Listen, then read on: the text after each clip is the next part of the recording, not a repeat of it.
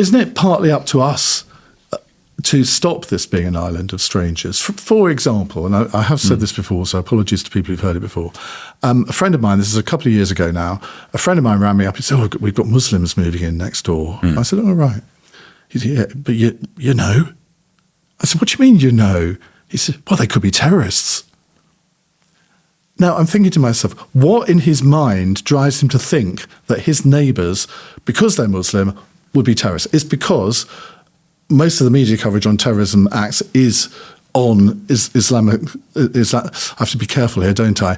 Islamicist. Is that the right one? Islamist, that's the one. And of course, a lot of them are. So I'm not saying that we should shy away from calling things what they are. But he was convinced that this could be the case. 2 weeks later, rings me up again. So I gently asked him, "How are you getting on with your neighbours?" "Oh, they're fantastic people. We're in and out of each other's houses." I'm thinking, well, that's how it should be.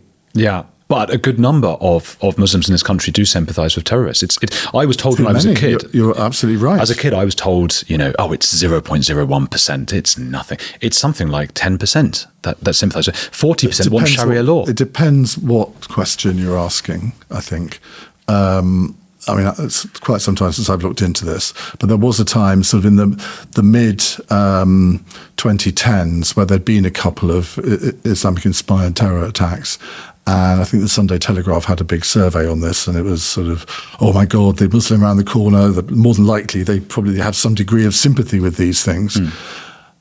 I have never met a Muslim who has had any degree of sympathy with terror attacks. And when I've been on air doing sort of rolling news during terror attacks, and I always, when I open up the phone lines, I say to Muslim callers, please call in and give us your views, because I suspect your views are exactly the same as my views. And, well, you're probably never going to get someone phoning in saying, "Oh, yes, I agree that we should." Or, for example, should put straight on the terror list. Yeah, exactly. There have been a couple where I have thought, should I ring the Metropolitan Police now? Well, yeah. Well, and not to mention that you're talking about very Muslims who are so adapted to this country that they listen to LBC. And they're tuning in to all the radio shows and those things. I mean, that 10% of terrorist sympathisers aren't going anywhere near your or my show.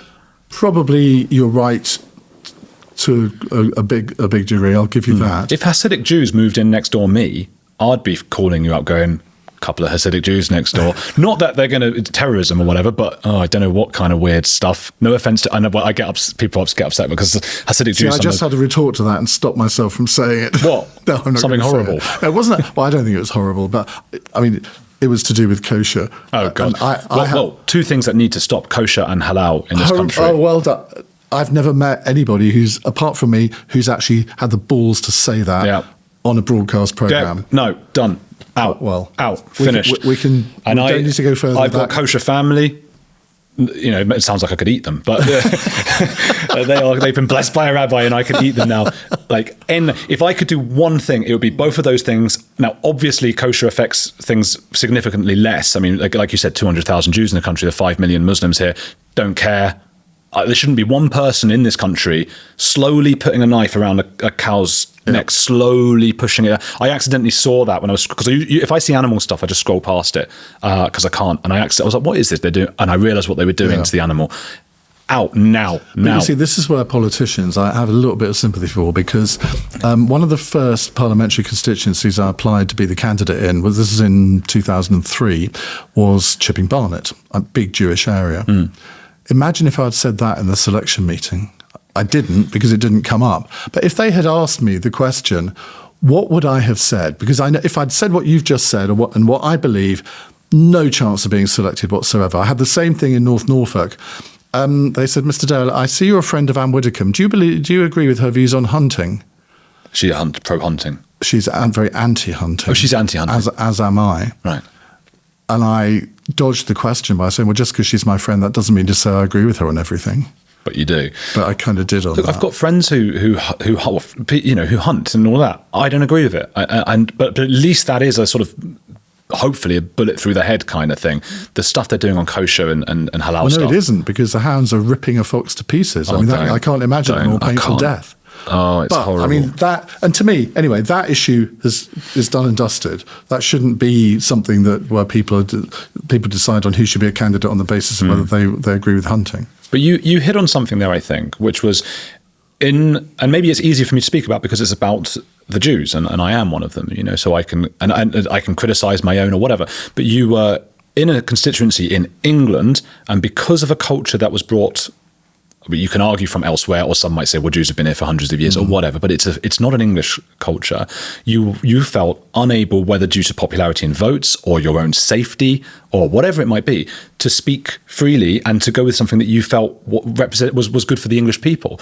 That is an island of strangers. And obviously when it's only small little sections, I think we're fine. What many are saying is we've reached a tipping point now where up and down the country, there are people who are in a political position that you were in that no longer can actually vote for or push forward policies that represent the interests of the British people. When you say, again, you use that phrase tipping point, I mean, that's a bit of an island of strangers phrase. It's quite a provocative phrase. I don't know the history of tipping point. I don't, seriously. Ben Shepherd presents it. Well, is it a show? Yes. Yeah. But if you say there is a tipping point, well, what are we about to tip into? Into some sort of counter-revolutionary phase where people take to the streets and take the law into their own hands? Well, it did happen in Iran. In Iran, yeah, we don't expect that to happen in Britain. Well, why would we want it to happen in Britain? They didn't want it to happen in Iran.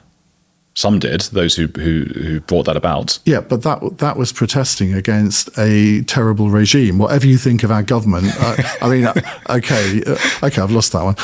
No, I haven't, because we are a democracy. There are established ways of getting rid of governments that we don't like, but the problem is that we have reached a point where, if by the next election the Conservatives are still in the turmoil that they're currently in, if Labour haven't delivered on their main promises, well, hello, Nigel Farage.